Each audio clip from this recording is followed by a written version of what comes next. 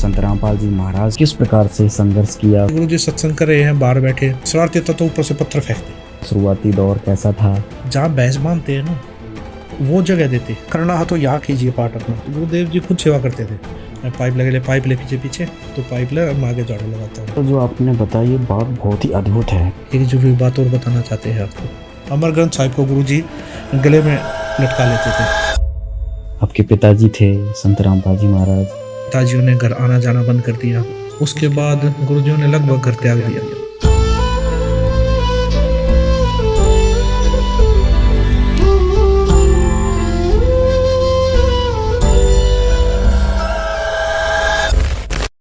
गुरु गद्दियों की बात करें तो महाभारत हो जाती है। गुरु जी बोले यहाँ से मैं सुई भी नहीं लेके जाऊंगा। गुरुदेव जी छुड़ानी नाम जाया करते हैं। मैं इसलिए जाता कि रास्ते में स्कूटर चलाने को मिलेगी।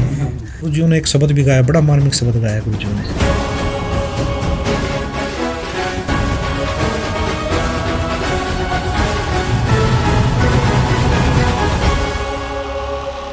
नमस्कार दर्शकों, हमारे पॉडकास्ट में आपका बहुत बहुत स्वागत है।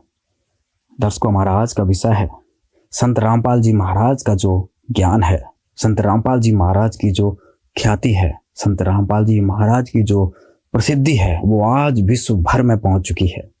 संत रामपाल जी महाराज को करोड़ों चाहने वाले हो चुके हैं।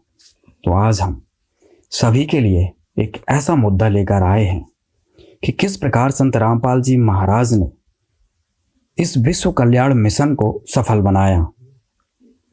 संत रामपाल जी महाराज का मिशन लगभग 30 वर्षों से चल रहा है।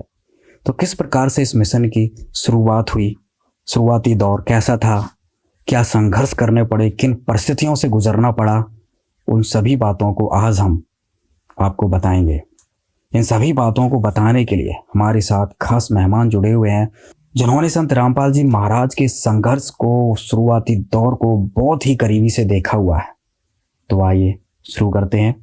हमारे साथ जुड़े हुए हैं संत रामपाल जी महाराज के छोटे पुत्र मनोज दास जी। नमस्कार मनोज जी। अभिषेक जी नमस्कार। सत साहिब जी सच। अभिषेक जी, आपके चैनल पर जितने भी आपके दर्शक हैं सभी को मेरी तरफ से नमस्कार, सत साहिब जी।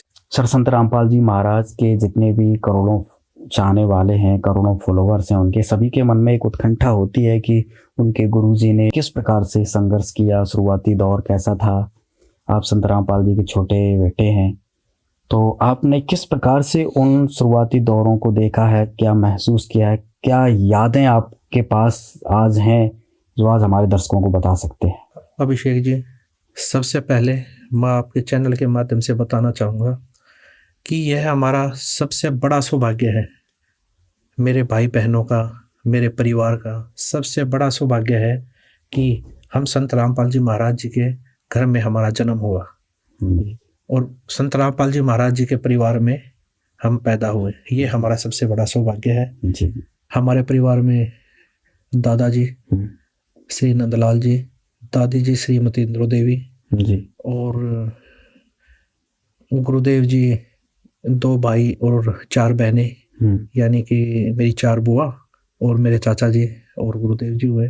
और हमारे परिवार में हम 4 भाई बहन हैं। 2 मेरी बहन है, एक मेरे बड़े भाई साहब है, एक मैं हूँ, सबसे छोटा मैं हूँ परिवार में। सर, अब आपसे हम उस शुरुआती दौर के बारे में जानना चाहते हैं। कब संत रामपाल जी महाराज ने नाम दीक्षा ली। संत रामपाल जी महाराज आपके पिता थे, अचानक वो आपके गुरु बन गए, आप भगवान मानने लगे। वो शुरुआती दौर कैसे आपने देखा, एक बार आप बताइए। अभिषेक जी, मैं बताना चाहूँगा, जब मैं छोटा था तब से देखता था। मेरी उम्र लगभग 5-6 साल की थी। पीछे की चीज़ों को याद करता हूँ तो संत रामपाल जी महाराज जी ने 1988 में स्वामी रामदेवानंद जी महाराज जी से नाम दीक्षा ली जी। नाम दीक्षा लेने के बाद काफ़ी साधु संतों का घर में आना जाना हमारे हो गया। तो काफ़ी संख्या में साधु संत आते थे।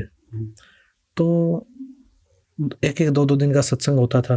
अच्छा। तो उसमें संत रामपाल जी महाराज जी जो साधु संत आते थे उनको लेके आना, उनको छोड़ के आना, बस स्टैंड से लेके आना, या फिर जहाँ वो रहते थे, जिस भी आश्रम में कुटिया में रहते थे वहाँ से लेके आना, छोड़ के आना। कई साधु संत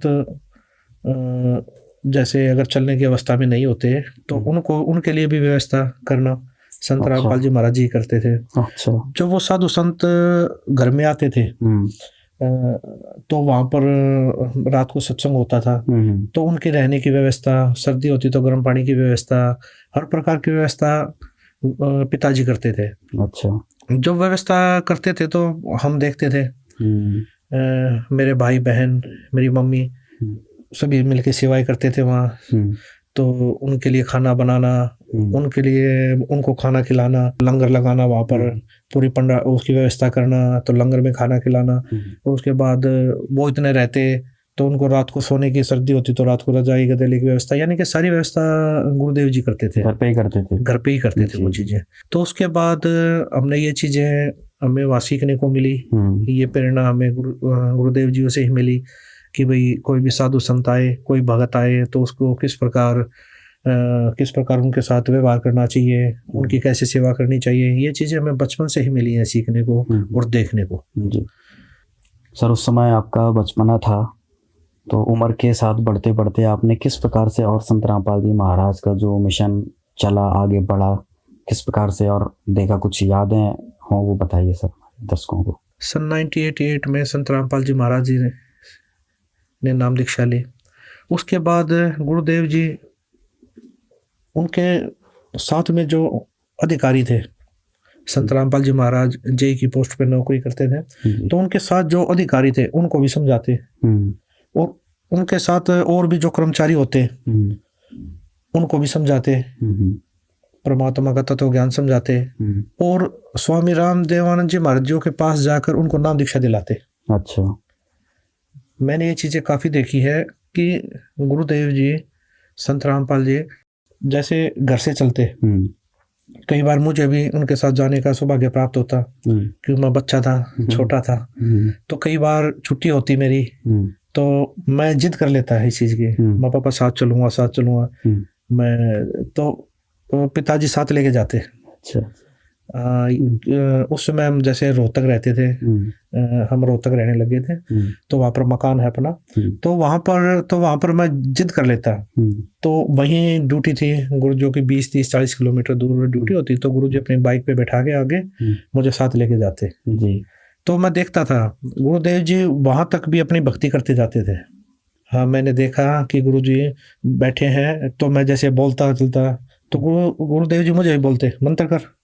अच्छा। मैं बाइक पे बैठा, मंत्र प्रथम मंत्र मिला हुआ था। आपको कब नाम दीक्षा प्राप्त हुई? मुझे 1989 में नाम दीक्षा प्राप्त हुई। उस समय मैंने स्वामी रामदेव जी महाराज जी से नाम दीक्षा ली।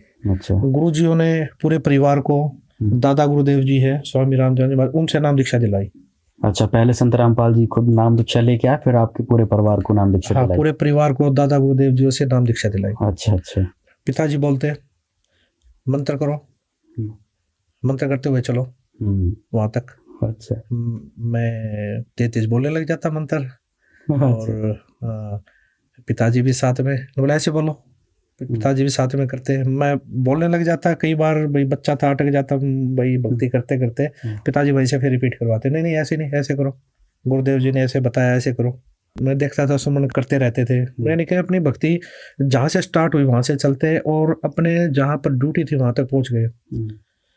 जैसे गुरुजो की नहर महकमे में ड्यूटी थी, तो वहाँ गए, तो वहाँ जाने के बाद भी देखते थे गुरुजी, जैसे देखते, सारा वर्क देखते, काम देखते, वहाँ क्या चल रहा है, कैसे क्या, सारी चीज़ें देखकर फिर गुरुजी क्या करते हैं, जो वहाँ पर बेलदार होते, जो वहाँ पर कर्मचारी काम कर रहे होते, जो लेबर काम कर रही होती वहाँ, उनको भी ज्ञान समझाते बैठा के।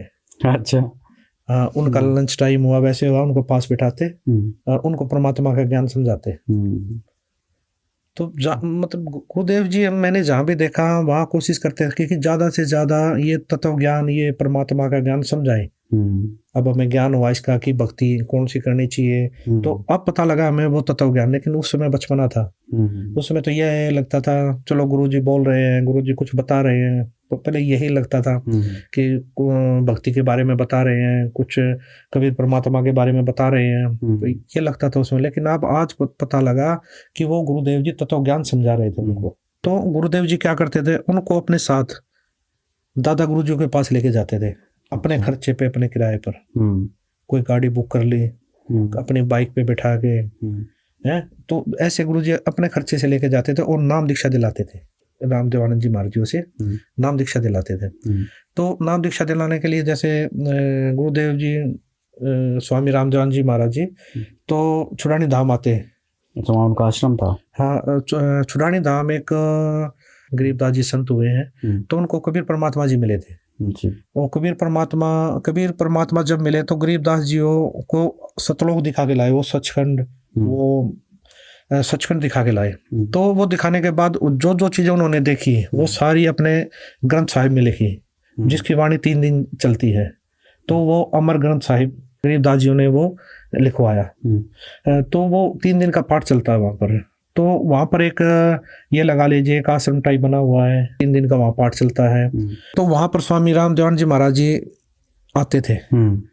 स्वामी रामदेव जी महाराज वहीं आते थे, तो उनके पास लेके जाते, उनको नाम दीक्षा दिलाते। जितने भी श्रद्धालु थे, जितने भी ज्ञान समझ चुके थे, तो उनको लेके जाते।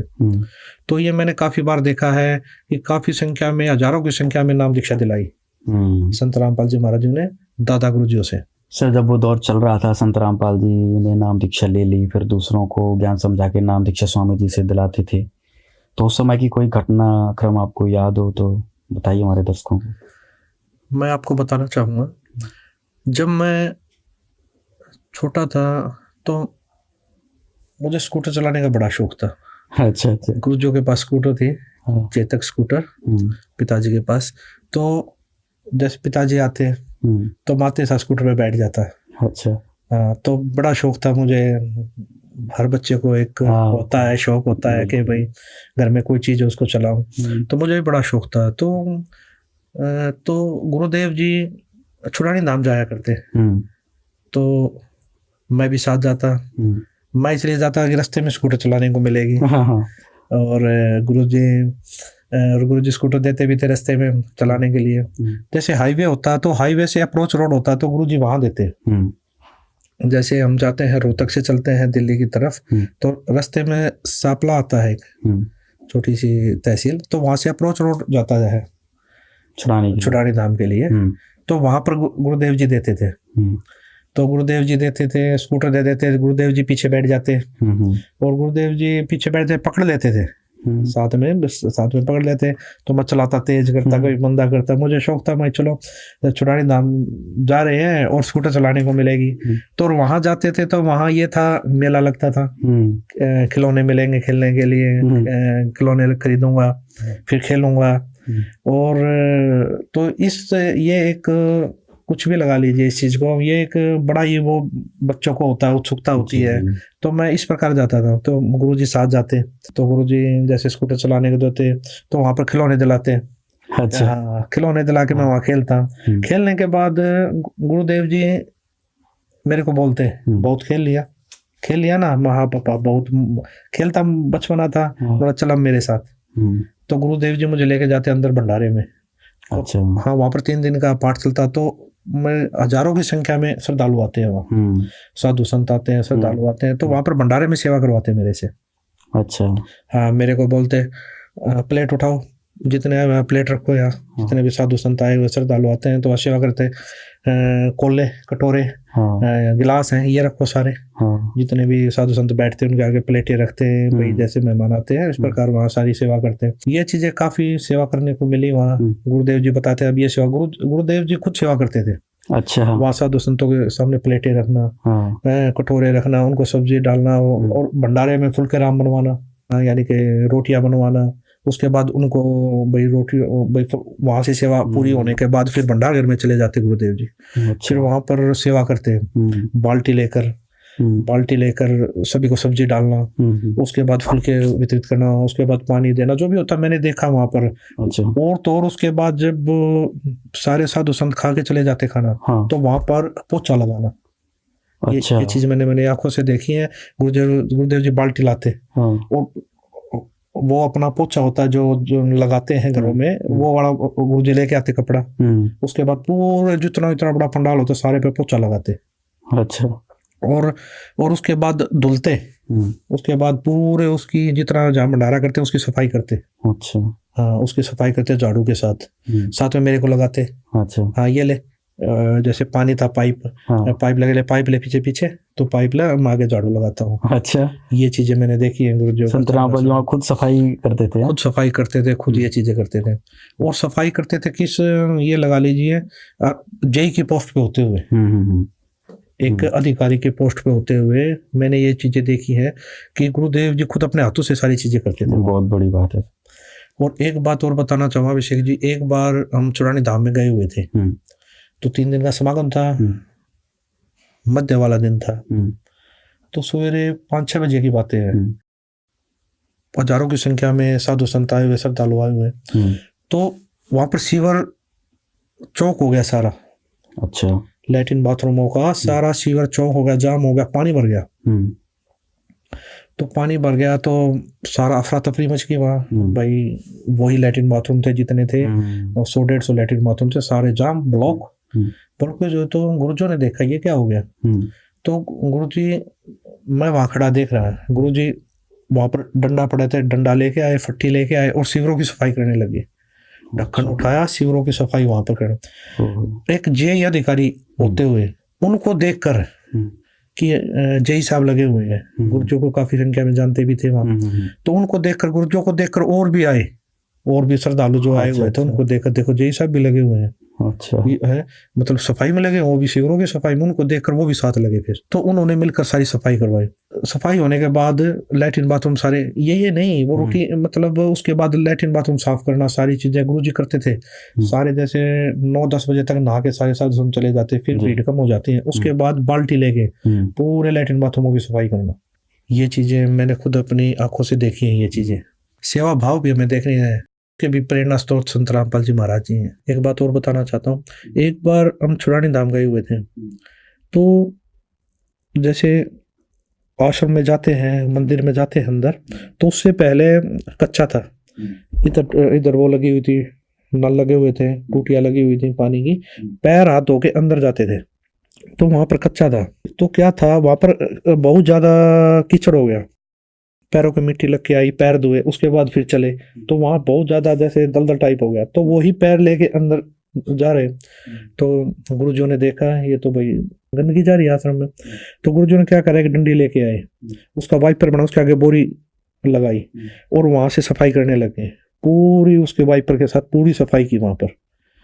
हाँ, वो जैसे था तो वहां पर पूरी सफाई की, तो पूरी सफाई करते रहे, मैं भी देख रहा, मैं भी तो गुरुजी ने बुलाया मेरे को, इधर सफाई कर, वाइपर लगाया। हाँ, जब तक जितने श्रद्धालु जा रहे हैं, ये गंदगी नहीं रहनी चाहिए, सफाई करो इसकी, बेटा सेवा करो यहाँ पर। तो उसके बाद मैं भी लग गया सेवा करने। तो मैं बच्चा था, बचपना में भाग भाग के कर रहा, वाइपर लेके इधर से उधर भाग रहा, वो लगे फिर उधर एक बच्चा खेल की तरह।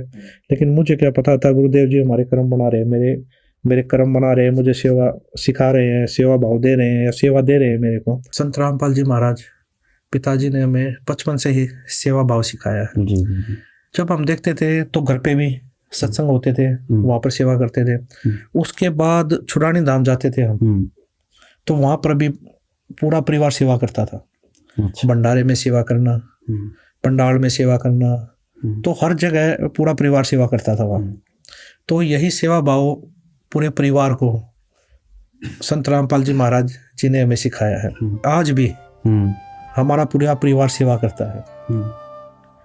मेरी माता जी भंडार घर में फुल्का बनवाना हो,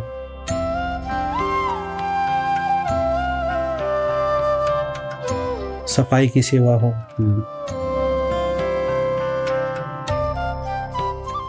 या फिर खाना फुल्के बनवाने की सेवा हो,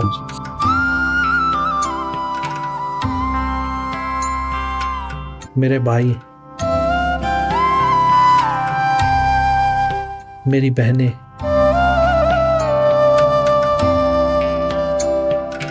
हम आज अपना बहुत बड़ा सौभाग्य मानते हैं। आज भी हम संगत में सेवा करते हैं।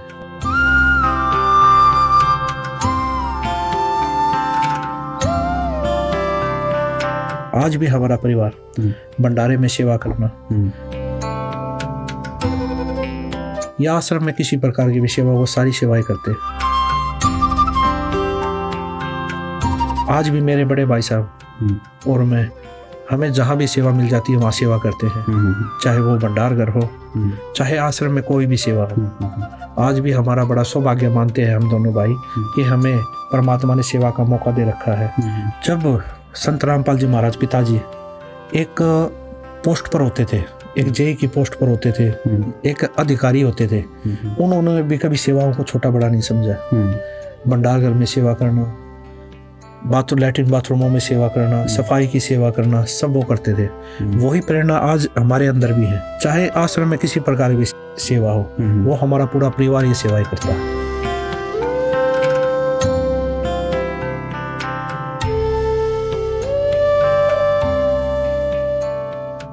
और हम अपने आप को ये भी नहीं मानते कि हम संत रामपाल जी महाराज जी के परिवार से हैं, तो हम ये सेवाएं नहीं करेंगे। तो हमारे अंदर आज भी ये चीजें है नहीं कि हम कोई भी ये सेवा छोटी है, ये सेवा बड़ी है। तो हम सभी सेवाएं करते हैं और ये सभी प्रेरणा हमें संत रामपाल जी महाराज जी से मिली।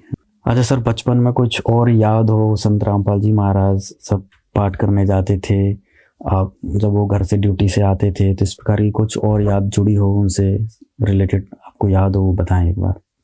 अभिषेक जी, एक बार की बात है, गुरुदेव जी पिताजी ड्यूटी से आए, जब मैं छोटा था, ड्यूटी से अपनी बाइक से आए, तो बाइक लगा दी, तो मैंने देख लिया पापा जी आ गए, तो मैं पापा भाई आते था तो मैं चिपटता था पापा आ गए, पापा आ गए। अच्छा। और मैं भाग बाइक पे बैठ गया, तो मैं खेलने लग गया। तो पिताजी बोलकर नीचे 2-4 मिनट बोला सभी को, ठीक हो, मम्मी से, भाई से, बहनों से, सभी से मिलकर। तो 2-3 मिनट में गुरुजी ऊपर चले जाते थे। अच्छा। तो ऊपर चले गए। ऊपर क्या था, हमारा रोहतक में मकान है, तो मकान है उसके ऊपर एक कमरा बना हुआ है, तो वहां पर चले गए गुरुजी वहां चले जाते थे। वहां जाके गुरुजी अपनी भक्ति करते थे। अच्छा। सिर्फ 2-4 मिनट ही टाइम देते थे नीचे, पूछा सब ठीक हो, बातचीत छोटी मोटी हुई, जो बस 5 मिनट में सारी बातें करके गुरुजी ऊपर चले जाते। तो उसके बाद मम्मी, मैं बाहर खेल रहा था, मम्मी अंदर से बाहर आई, बोले आपके पापा आ गए, आपके पिताजी आ गए, पापा आ गए। पता लगा? हाँ पापा आ गए, देखो ये बाइक रही, मैं खेल रहा हूँ, हाँ पता लग गया, मिल लिया मैं, यानी कि मेरा था मिल लिया पापा से। बोला अच्छा। बोला पहले पानी दे के आओ और फिर चाय, मैं चाय बना रही हूँ, फिर चाय दे के आई ऊपर। अच्छा। तो मैं पानी लेके गया, पहले पानी दे के आया, तो उसके बाद दोबारा 10-15 मिनट लगे, फिर मैं चाय ले गया पिताजी के लिए ऊपर। तो मैं क्या देखता हूँ, तो वहाँ दरवाजा जैसे थोड़ा ऐसे कर देते हैं, बंद ना करते हुए ढाल देते हैं थोड़ा।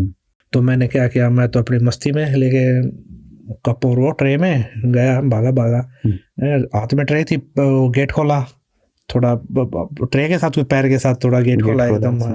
तो मैं क्या देख रहा हूँ, गुरुदेव जी बैठे हुए हैं, एक रूम था ना, नीचे बैठे हैं और रिकॉर्ड कर रहे हैं, कैसेट रिकॉर्ड कर रहे हैं। तो कैसेट जैसे अपने आप ही रिकॉर्डिंग पे लगा रखा, अपने आप ही बोल रहे हैं, शब्द बोल रहे हैं, अपने आप ही जैसे सत्संग कर रहे थे। तो मैंने दरवाजा खटखट किया, तो गुरुजन ने देखा भाई चाय आ गई, गुरुजन ने बंद कर दिया बोलते। तो ये चीजें मैं कई बार देखता था। हाँ, तो एक बार देखा जैसे गुरुदेव जी रिकॉर्डिंग कर रहे हैं, तो उसके बाद एक रिकॉर्डर था, टेप रिकॉर्ड टाइप, वो रिकॉर्ड, तो एक और रखा, उसमें से फिर उसमें रिकॉर्ड करे कैसेटों में। अच्छा। तो ये चीजें मैं देखता था। तो गुरुजी रिकॉर्डिंग करके फिर वो कैसेट फ्री में देते थे, कैसेट बना के फिर फ्री में देते। हाँ, गुरुजी बनाते थे वहाँ कैसेट लाला के रिकॉर्ड। पहले तो सत्संग करते, उसके बाद जैसे शब्द गाते, सत्संग रिकॉर्ड करते, फिर कैसेट बनाते, फिर मैंने देखा फ्री में देते थे गुरुजी। क्योंकि मैंने देखा वहाँ पर, मैं एक बार जैसे मार्केट में गया था, मैं गुरुजी के साथ मार्केट रोहतक शहर में जाता, तो वहाँ पर फ्री में कैसेट देते थे गुरुजी, किसी के पास बैठ के समझा के बोला। उसके बाद वो क्यों, वो टाइम आदमी है, दुकानदार है, कम दे पाता। अच्छा। मैंने खुद देखा है। तो एक बढ़िया थे, हम गए वहाँ, तो गुरुजी बैठ गए उनके पास जाकर। तो गुरुजी क्यों, बढ़िया के पास तो वैसे टाइम नहीं, दुकानदार के पास तो कभी कोई ग्राहक आ रहा है, कभी कोई 10 मिनट समझाया, फिर उठ के सामान देने चला गया। तो गुरुजी क्या करते थे, बोला ये कैसेट है, ये आप सुन लीजिए। अच्छा।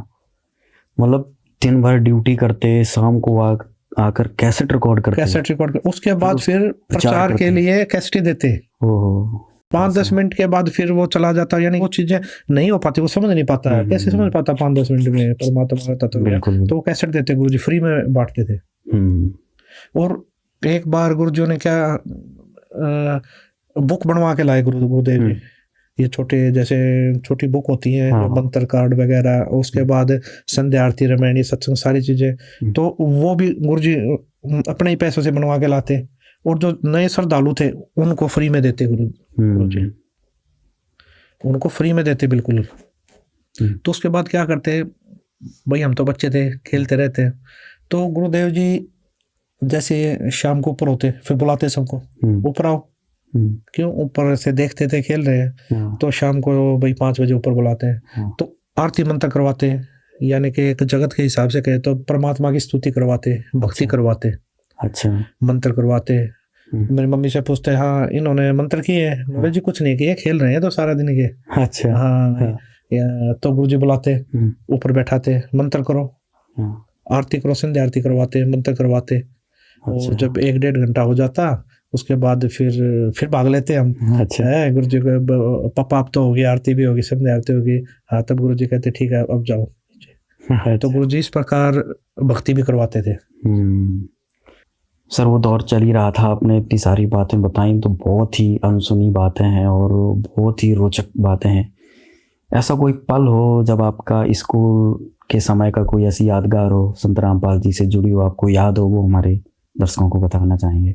जब मैं छोटा था तो एक बार मैं स्कूल के लिए तैयार हो रहा था, स्कूल जाने के लिए तैयारी कर ली, ड्रेस वैस पहन ली, तो पिताजी ऊपर एक रूम है, हमारा मकान है, उसके ऊपर रूम है, उस रूम से नीचे आए, मैं बोले कहाँ की तैयारी है? मैं बोला पिताजी पापा जी स्कूल जा रहा हूँ मैं। तो पिताजी बोले अच्छा स्कूल की तैयारी है? माँ जी। मैं बोला चलो दादा गुरुजी के पास चलोगे? मैं बड़ा खुश हुआ, माँ स्कूल से छुट्टी लगेंगे और दादा गुरुजी के पास जाएंगे, तो बड़ी खुशी हुई, माँ हाँ जी चलूंगा चलूंगा। उसके बाद पिताजी ने मम्मी जी को बोला कि इसको तैयार कर दो और 2 जोड़ी कपड़े डाल दो, हम स्वामी रामदेव महाराज जी के पास पंजाब में तलवंडी बाई जा रहे हैं। तो मम्मी जी ने तैयार कर दिया, मैं चल पड़ा पिताजी के साथ। तो हम तलवंडी बाई पहुंचे। उस समय आना जाना क्या साधन से करते थे? उस समय बस से गए थे, उस समय संत रामपाल जी और बस से आना जाना करते थे। अच्छा, संत रामपाल जी बस से गए थे? हाँ, मैं और पिताजी संत रामपाल जी महाराज बस से तलवंडी बाई पहुंचे। तो वो टाइम था लगभग 12-1 बजे का था, 12-1 बजे हुए थे। तो हम तलवंडी बाई, जो स्वामी रामदेव जी महाराज के कई आश्रम है, तो वो तलवंडी बाई, मोगा, चुडानी, नजफगढ़, बहुत जगह आश्रम थे स्वामी रामदेव महाराज के। तो और लाखों की संख्या में स्वामी रामदेव महाराज के शिष्य भी थे।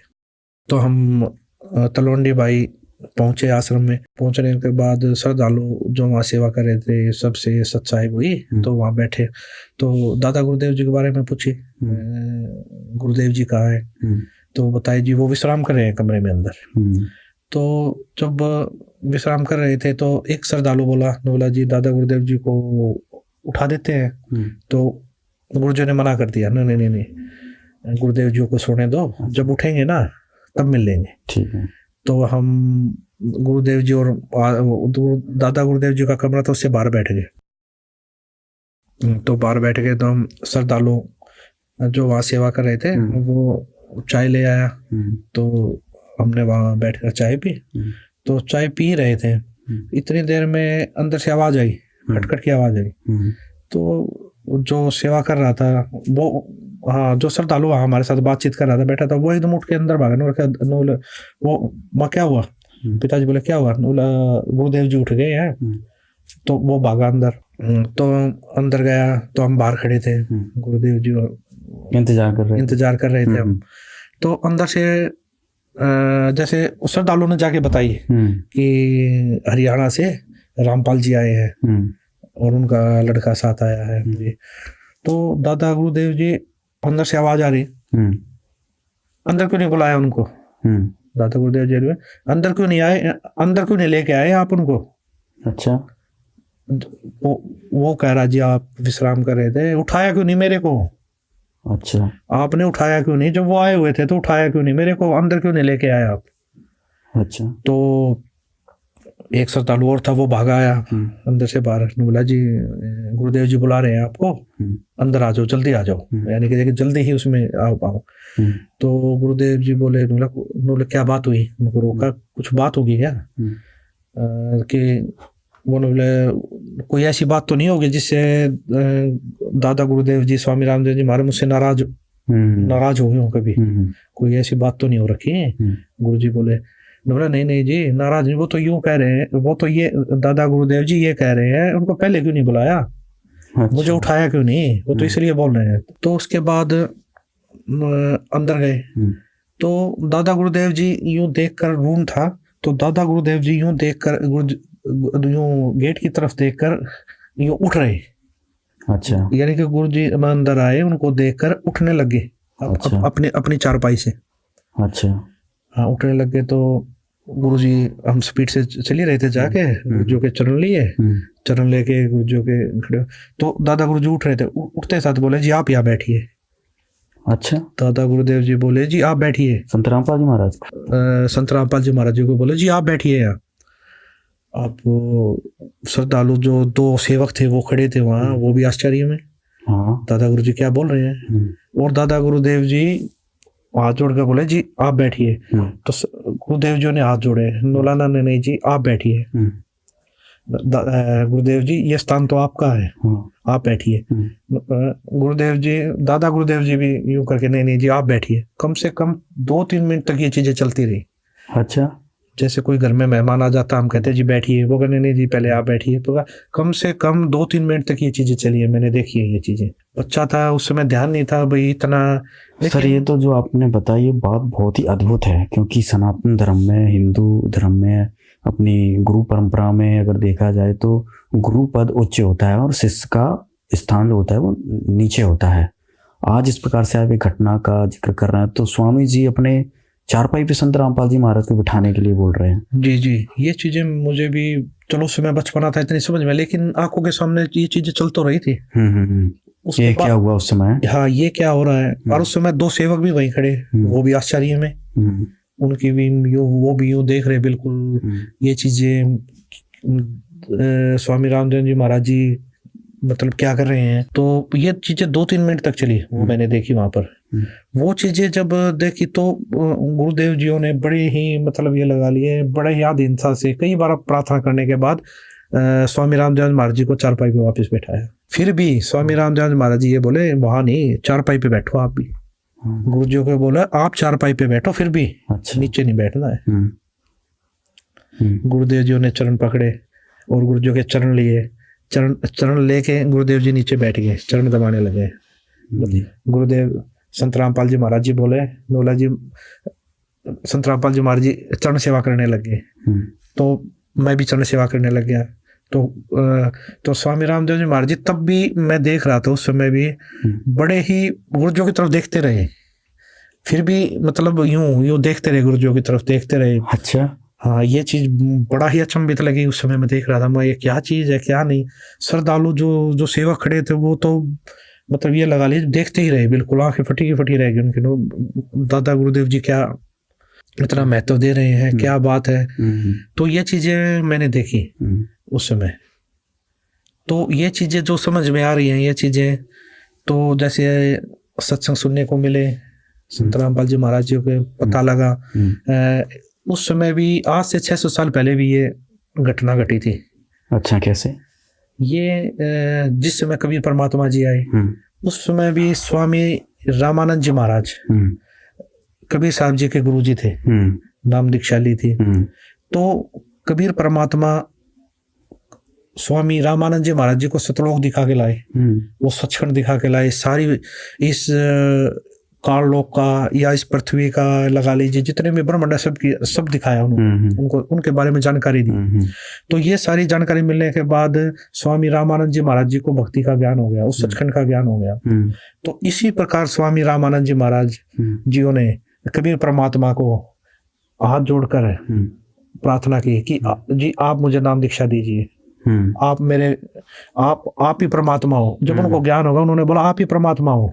अच्छा। तो मैं कैसे बैठ सकता हूँ जी ऊपर, कैसे मैं आपका गुरु हो सकता हूँ। तो ये चीजें जब देखी, ये चीजें उस समय भी ये घटना घटी थी, ये विचित्र घटना हुई थी उस समय भी। तो स्वामी कबीर परमात्मा ने स्वामी रामानंद जी महाराज जी को भी यही बोला था उस समय कि जी गुरु और शिष्य, गुरु और शिष्य का नाता है, ये बना रहेगा, ये भक्ति काल का कलयुग तक। कबीर परमात्मा बोले ये चीजें चलेंगी और वहां तक लेके जानी है हमें, तो आप मेरे गुरु रहो, मैं आपका शिष्य रहूंगा। और ये भक्ति जो भक्ति युग है, ये गुरु शिष्य का नाता बना रहेगा, ये मेरी आपसे प्रार्थना है। तो ये चीजें अब जो देखने को मिल रही है, ये चीजें कुछ मुझे तो लगा वही बिल्कुल, ये तो वही घटनाक्रम जो अभी आपने 600 वर्ष पहले कबीर जी का बताया, वही घटनाक्रम इस समय आपने जो देखा, ये तो बहुत ही अद्भुत बात है। जो हमारे दर्शक हैं वो इस घटना को देखकर समझ सकते हैं कि ये तो बिल्कुल प्रत्यक्ष दृष्टा थे मनोज जी वहाँ पर। और जो ये घटनाक्रम हुआ, इससे संत रामपाल जी महाराज के जो भक्त हैं वो समझ सकते हैं कि संत रामपाल जी महाराज कौन है। ये तो सर बहुत ही अद्भुत आपने घटना बताई है। इसके साथ सर कोई और याद जुड़ी हो? उसके बाद मैं बताना चाहूँगा एक और अद्भुत जो घटना घटी है मेरी आंखों के सामने, वो भी बताना चाहूँगा आपको जी। मैंने क्या देखा, एक बार स्वामी रामदेवानंद जी महाराज जी बैठे हुए और सैकड़ों की संख्या में श्रद्धालु बैठे हुए। दादा गुरुदेव जी ने संत रामपाल जी महाराज जी को बुलाया। अच्छा। बुलाने के बाद उनको अपने पास बैठाया। अपने पास बैठा के स्वामी रामदेवानंद जी महाराज जी बोले, जितने भी श्रद्धालु वहां बैठे हुए थे, आज के बाद संत रामपाल जी महाराज जी नाम दीक्षा देंगे सभी को। अच्छा जी, मैं नाम दीक्षा नहीं दूंगा आज के बाद, संत रामपाल जी महाराज जी नाम दीक्षा देंगे। और आगे जो भी नाम दीक्षा लेगा वो संत रामपाल जी महाराज जी से नाम दीक्षा ले। अच्छा। स्वामी रामदेवानंद जी महाराज जितने भी श्रद्धालु वहां पर बैठे हुए थे उनके सामने बोला, आज के बाद मैं तुम्हारा गुरु नहीं हूँ, आज के बाद आपके गुरु संत रामपाल जी महाराज हैं। आज के बाद यही आप सभी को नाम दीक्षा देंगे। और तो और सबसे विचित्र बात, जिन्होंने मेरे से भी नाम दीक्षा ले रखी है, हाँ। वो दोबारा संत रामपाल जी महाराज जी से नाम दीक्षा ले। अच्छा। ये चीज मैंने अपनी आंखों से देखी, कानों से सुनी।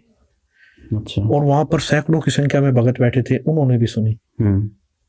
इतना कहकर स्वामी रामदेवानंद जी महाराज जी ने संत रामपाल जी महाराज जी की तरफ देखा और बोले, संत रामपाल जी, आप जी के बराबर इस पृथ्वी पर कोई संत नहीं होगा।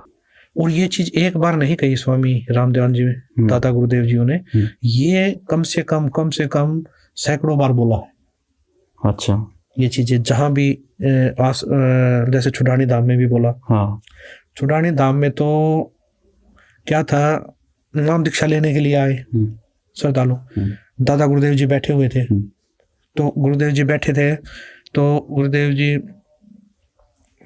जी ने बोला, जो सेवक थे, संत रामपाल जी को बुला के लाओ।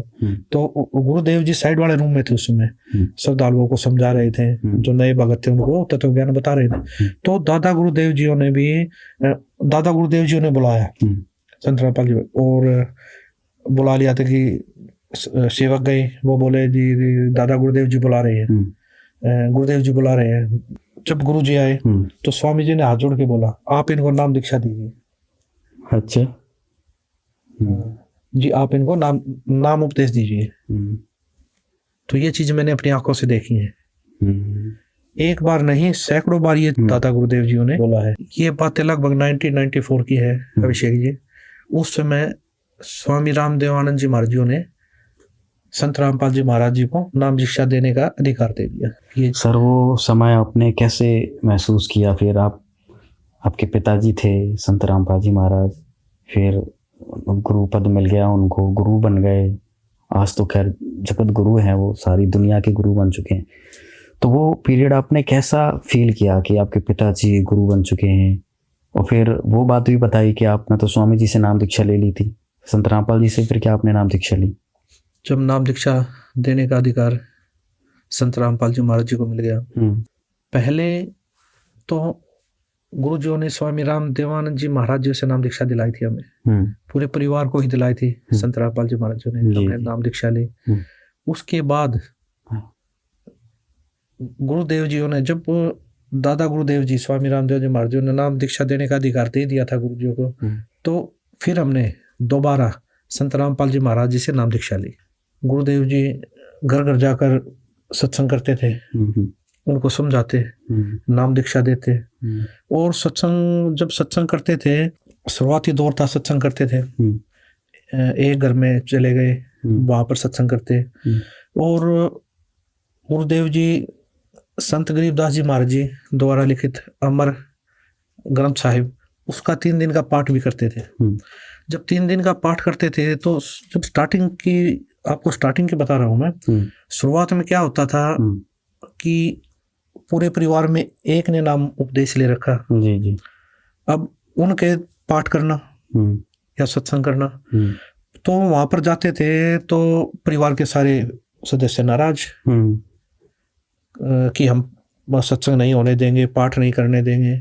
उनका विरोध, उनको जाके समझाते, भाई पाठ करने से ये लाभ होंगे, पाठ करने से तुम्हारे घर में लाभ होंगे, बरकत होगी, ये यज्ञ होते हैं, 5 यज्ञ होंगे आपके घर में, और इन्हीं यज्ञों से आपको लाभ होगा। तो ये चीजें समझाते। एक दो समझता नहीं समझता, तो वो क्या करते, चल एक्सेप्ट हो जाता, ठीक है कर लो। तो वो क्या देते थे, जब गुरुदेव जी देते, या तो जहाँ भैंस बांधते हैं ना, वो जगह देते। अच्छा, करना हो तो यहाँ कीजिए पाठ अपना, जो भी करना चाहते हो एक तरफ करो, या फिर जहाँ पर अपना तूड़ा डलता है, यानी कि पशुओं का चारा डलता है, वो वाली जगह देते।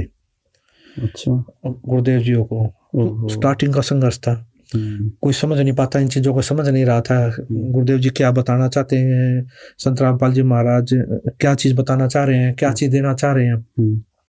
तो परिवार का एक सदस्य नाम ले रहा था तो ऑटोमेटिक संघर्ष होना था। बाकी के अगर 6 सदस्य है तो 5 नाराज। तो ऐसी जगह देते थे। तो वहां पर गुरुजी अपने हाथों से जाले उतारते, अपने हाथों से पानी से सफाई करते। और काफी जगह कच्चे मकान होते, तो वहां पर खुद वो करना, सफाई करना, लिपवाना, सारी चीजें करनी। और वहां पर दरबार साहब सजाना, तख्त लेके आए किसी पड़ोसी का मांग कर, है उसके ऊपर मंजी साहब लगाना, उसके ऊपर रुमाले ढकना, उसके ऊपर दरबार साहब सजाना, है पूरा गुरुजी अपने हाथों से करते थे। और उसके बाद जो 10, 20, 30 श्रद्धालु होते वो बाद में आते, तो वो भी साथ लग के सेवा करते वहाँ। तो क्या था, या तो वहां देते, या फिर ऊपर कमरा होता है, हरियाणा भाषा में चौबारा बोलते हैं, मकान के ऊपर कोई भी कमरा है, वो देते थे कि एक तरफ रहो, वहाँ वहीं से आओ वहीं से जाओ। यानी कि ऐसा वो करते थे कि गुरुदेव जी तो उनको समझाना चाह रहे थे, उनके घर में बरकत इन उद्देश्य से लगे हुए थे, उनके घर में बीड़ी सिगरेट मांस तंबाकू छूटे हैं, उनके घर में लाभ हो। लेकिन वो एक दूसरी दृष्टि से देखते थे कि उनकी भी गलती नहीं है, उनको भी ज्ञान नहीं था भक्ति का। उन्होंने ये चीजें देखी नहीं, कभी समाज ने ये चीजें देखी नहीं कि घर में भी इतने लाभ होते हैं, बीड़ी सिगरेट मांस तंबाकू सारी चीजें छूटती है इस ज्ञान से, गुरुजियों के सत्संग के, गुरुजियों के ज्ञान के आधार से।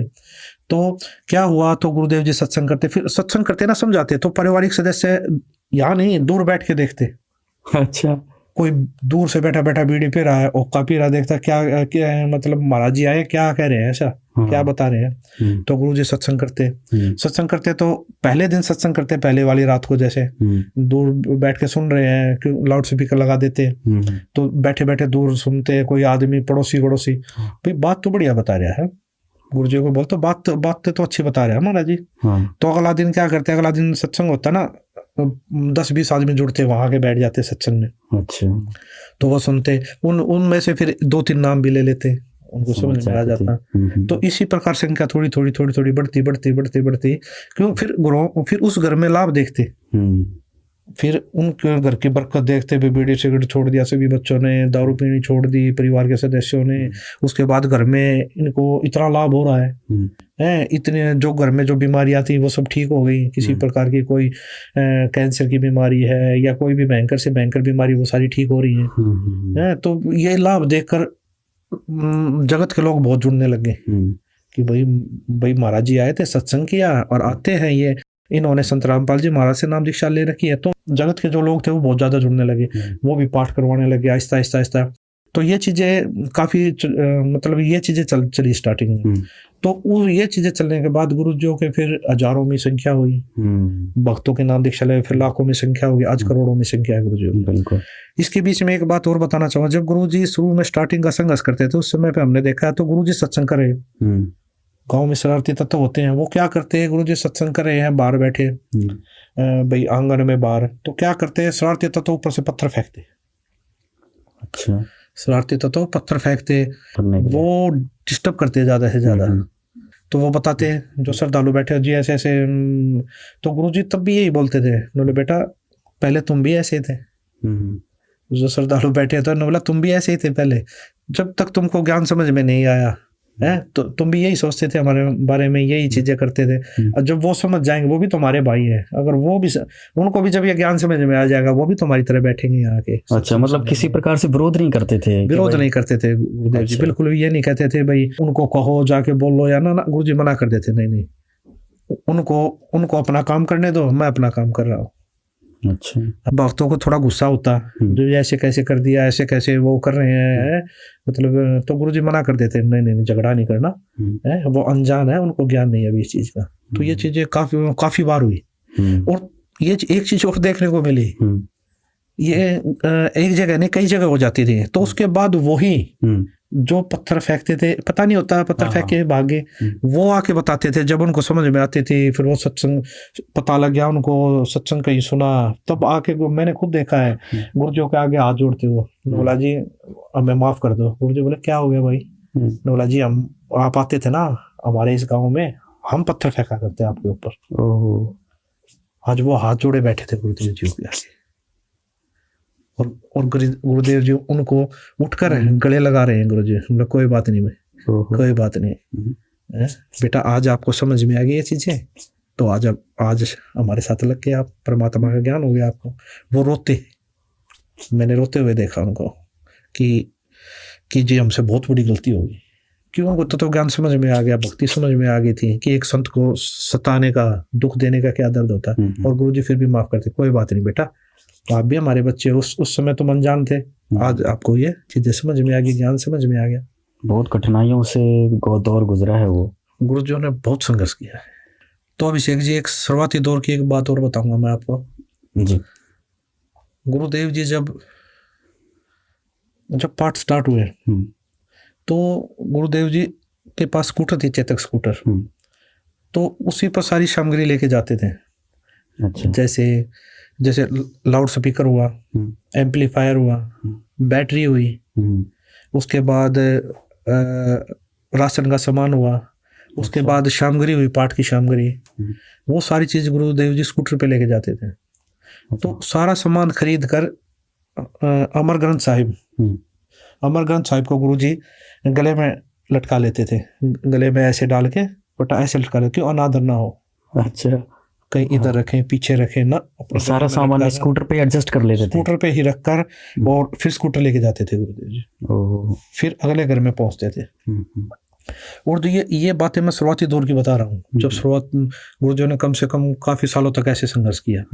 तो ये चीजें क्या थी उस समय जब गुरुदेव जी लेके जाते थे, स्कूटर लेके पहुंच गए भाई, तो एक नया भगत जहाँ पाठ होता हुआ आता, तो वहाँ गुरुदेव जी उसके ऊपर ज्यादा खर्च नहीं होने देते थे। एक नया भगत, गरीब भगत होते, उनका सिर्फ 500-700 हज़ार तक ही खर्चा नहीं देते थे। बाकी जो एक्स्ट्रा खर्चा हो, कम से कम 3-4-5 हज़ार का खर्चा आ जाता था। तो वो गुरुदेव जी अपनी तरफ से करते थे, यानी कि अपनी सैलरी से करते थे गुरुदेव जी। अच्छा। गुरुदेव जी 70 से 75% अपनी सैलरी से दान करते थे गुरुदेव जी। ओहो, अच्छा। 70-75% दान करते थे गुरुदेव जी अपनी सैलरी से। वो कैसे? इस प्रकार सारा खर्चा गुरु जी करते थे। उनका सिर्फ 500-700 हज़ार, वो किस लिए?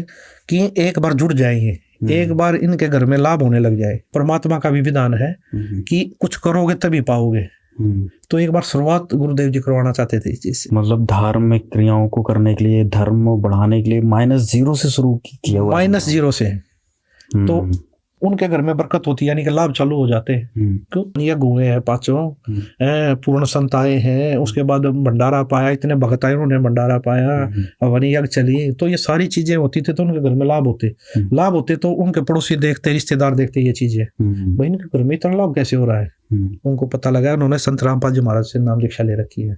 तो वो भी उत्सुक होते, तो वो भी पाठ करवाते, तो वो भी सत्संग करवाते, पहले सत्संगों में जाते। फिर इस प्रकार गुरुदेव जी का मार्ग बढ़ा, -0 से बढ़ा है गुरुदेव जी में ये मार्ग।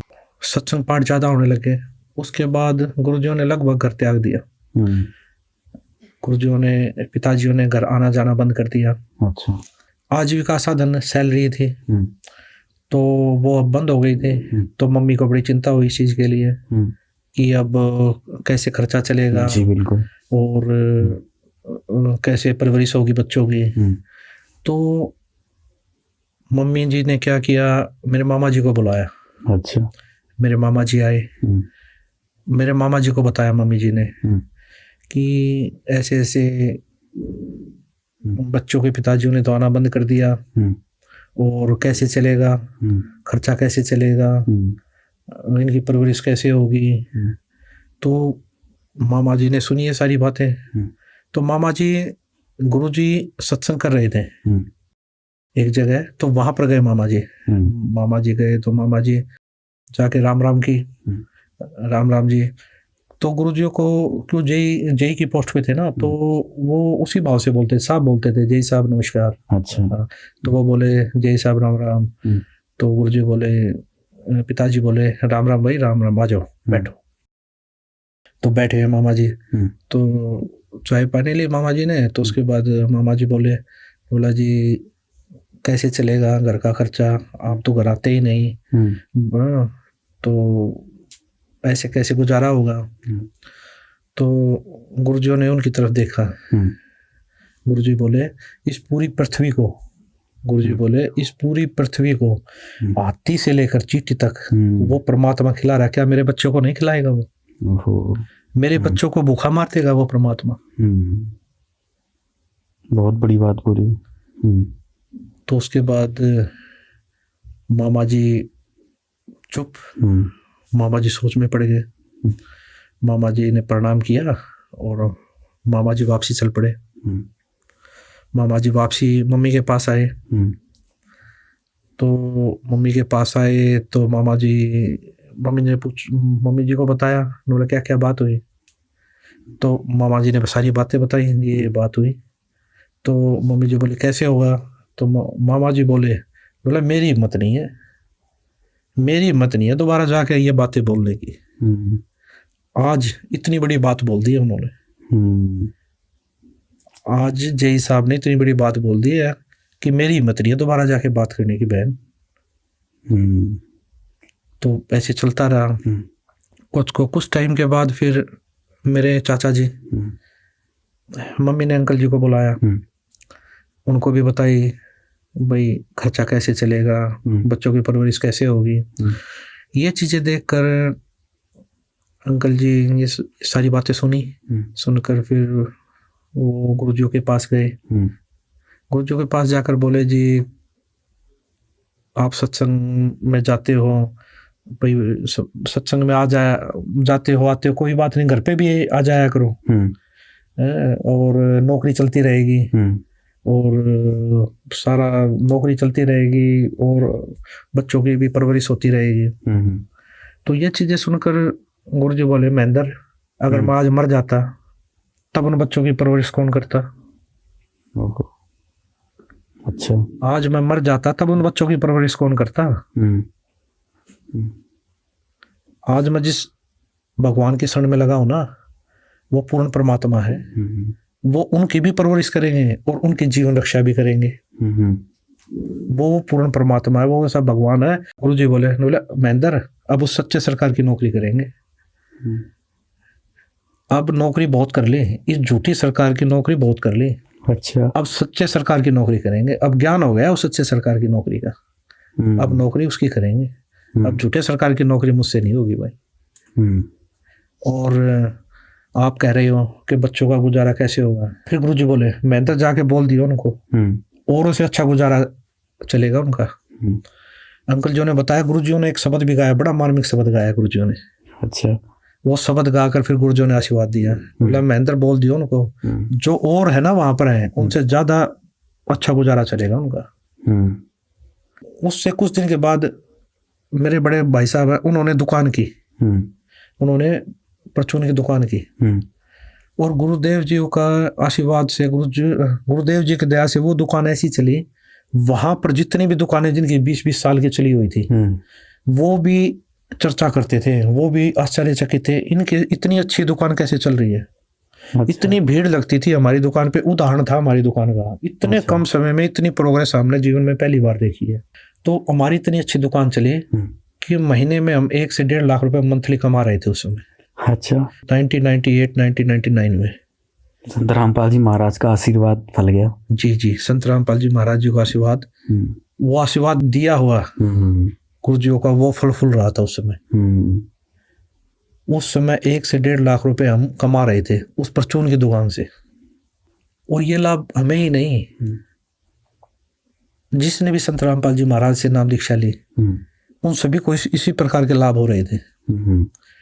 किसी भी प्रकार की घर में बीमारी है, वो सब ठीक हो रही है।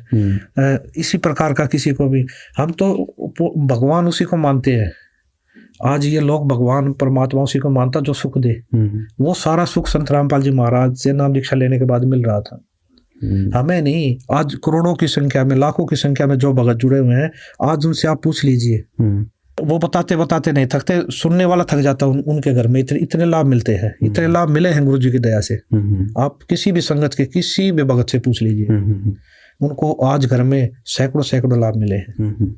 सर, और कुछ ऐसी बात हो संत रामपाल जी महाराज से जुड़ी उस समय, क्योंकि घर त्याग दिया उन्होंने, नौकरी छोड़ दी और सत्संगों में बिजी हो गए, फिर और आगे फिर कैसे मिशन तेजी से आगे बढ़ा? अभिषेक जी, एक समय की बात बताता हूँ आपको। दादा गुरुदेव जी शरीर त्याग गए थे, यानी कि संत भाषा में बोले तो सतलोक चले गए थे, अपने परम धाम चले गए थे। तो उनको तो वहां से मैसेज आया तलवंडी भाई से, पंजाब से, गुरुजियों के पास, कि दादा गुरुदेव जी शरीर त्याग गए हैं। तो उनको समाधि देने की तैयारी कर रहे थे। तो मैसेज आया, शरीर त्याग गए, आप आइए। संत रामपाल जी महाराज कुछ श्रद्धालुओं को लेकर हरियाणा से गाड़ियों में बैठकर तलवंडी भाई पंजाब पहुंचे। जब वो वहां पर पहुंचे तो वहां पर तैयारी कर रहे थे दादा गुरुदेव जी को समाधि देने की। तो गुरु जी गए, वहां पर काफी मेहनत आए हुए थे और हजारों की संख्या में वहां पर श्रद्धालु आए हुए थे। फिर दादा गुरुदेव जी तो शरीर त्याग गए, तो उनको समाधि देने के लिए। तो वहां पर जब समाधि देने की तैयारी थी करी गई, समाधि दे दी गई। फिर समाधि देने के बाद वहां पर चर्चा, आपस में चर्चा कर रहे सारे जो बैठे, वो चर्चा हो रही। चर्चा ये हो रही, बातचीत चल रही है। बातचीत ये चल रही थी कि अब तो जितने भी आश्रम हैं, जितने भी शिष्य हैं, और जितनी भी वो व्यवस्थाएं हैं, या कोई सामान है, या कोई भी चीज वहां पर, गाड़ी है या जो भी व्यवस्था, वो तो अब संत रामपाल जी महाराज जी के पास होंगे। क्यों? गुरु पद संत रामपाल जी महाराज जी को मिल चुका था, और नाम दीक्षा देने का अधिकार संत रामपाल जी महाराज जी को था। दादा गुरु जी ने और किसी को भी नाम दीक्षा देने का अधिकार नहीं दिया जी। तो ऑटोमेटिक जो पुराने, जो वहाँ के भगत थे, महंत थे, उनमें चर्चा हो गई कि अब तो सारा सिस्टम संत रामपाल जी महाराज जी लेके जाएंगे। तो गुरुजियों की जो बातचीत चल रही, तो गुरुजियों को ये बातें सुनाई दी कि बताई भक्तों ने आकर, जो गए जी ऐसे ऐसे चर्चा चल रही है। तो गुरु जी वहां पर खड़े हुए, गुरु जी खड़े होकर बोले कि मुझे कुछ नहीं चाहिए। अच्छा। गुरु जी बोले, मुझे ना ही आश्रम चाहिए, ना ही मुझे ये नाम दीक्षा वाले जो श्रद्धालु थे वहां पर वो चाहिए, ना ही मुझे तो आपका ये जो भी है आश्रम में जो भी सामान है या गाड़ियां है, जो भी, मुझे कुछ नहीं चाहिए। गुरु जी खड़े होकर, मुझे यहाँ कुछ नहीं चाहिए आपका। सर, ये तो बड़ी अद्भुत बात है, क्योंकि अगर अपन हिंदू परंपरा में देखें या गुरु गद्दी की बात करें तो जिसको गुरु गद्दी मिलती है तो सारी धन संपत्ति है या आश्रम है सब कुछ उसको ही मिलता है। जी जी जी बिल्कुल। लेकिन संत रामपाल जी ने सब कुछ लेने से मना कर दिया। बिल्कुल, गुरु जी ने सब त्याग दिया वहाँ। बोला मुझे कुछ नहीं चाहिए, सब आप रखिए। हाँ, ये जितना भी है ये सब आप रखिए। आज मैं गुरुदेव जी बोले आज मेरे गुरुजी चले गए, कल को मैं चला जाऊंगा, परसों को आप लोग चले जाओगे। तो गुरुजी ने कम से कम 10 मिनट सत्संग किया वहां पर खड़े होकर इस चीज के ऊपर। अच्छा। और गुरुजी बोले मुझे यहाँ से मैं सुई भी नहीं लेके जाऊंगा। अगर किसी को सच्चा नाम चाहिए, सच्ची भक्ति चाहिए और जिसको सतलोक जाना है तो मैं हरियाणा में मिलूंगा। हरियाणा में आना और अपना कल्याण करवाना जी। तो ये सारी चीजें उसी टाइम गुरुजी सब चीज छोड़कर वापसी, जो भगत उस समय साथ गए थे उनके साथ बैठकर वापसी हरियाणा वापस आ गए। ये तो बहुत बड़ी बात है सर। संत रामपाल जी ने एक चीज भी नहीं ली वहां से, इतना बड़ा गुरु पद मिलने के बाद भी, सब कुछ भार मिलने के बाद भी। अभिषेक जी, सीखने के लिए तो हमें त्याग की भावना भी संत रामपाल जी महाराज से सीखने से मिलती है। बिल्कुल बिल्कुल। अगर हम थोड़ा सा जोर दें अपने दिमाग पर, थोड़ा सा सोचें तो इतना बड़ा त्याग करना ये भी हमें संत रामपाल जी महाराज से सीखने को मिलता है जी। आज तक तो गुरु गद्दियों की बात करें तो दूसरे जो संगठन है या दूसरे जो पंथ हैं उन पे तो महाभारत हो जाती है गुरु गद्दी को लेके, लेकिन संत रामपाल जी महाराज ने तो हाथ तक भी नहीं लगाया इन चीजों। अभिषेक जी, एक बात और बताना चाहूंगा मैं जी। पाठ और सत्संग इतने बढ़ गए थे, गुरुदेव जी इतने व्यस्त हो गए थे। पिताजी, मेरी शादी थी। अच्छा। मेरी शादी थी घर में। और संत रामपाल जी महाराज मेरे पिताजी पूना में सत्संग कर रहे थे। अच्छा, उस दिन पुणे में थे? पुणे में थे और पुणे में सत्संग कर रहे थे वो। मतलब शादी में भी नहीं आए वो? जी। वो जन कल्याण के लिए, विश्व कल्याण के लिए इतने समर्पित हो चुके थे कि उनको ये भी ध्यान नहीं था कि आज मेरे लड़के की शादी है। बहुत ही रोचक बातें सर आपने बताई। और ये संत रामपाल जी महाराज के जितने भी फॉलोअर्स हैं, उनके भक्त हैं, ये सारी जो बातें आपने अनसुनी बातें बताई ये बहुत ही अद्भुत थी और कहीं ना कहीं बहुत ज़्यादा आज की हमारी चर्चा से बहुत ज़्यादा सीख मिलने वाली है। अभिषेक जी, एक जरूरी बात और बताना चाहते हैं। क्या है ये विशेष बात? आइए देखेंगे अगले एपिसोड में। तब तक के लिए दीजिए हमें इजाज़त। धन्यवाद।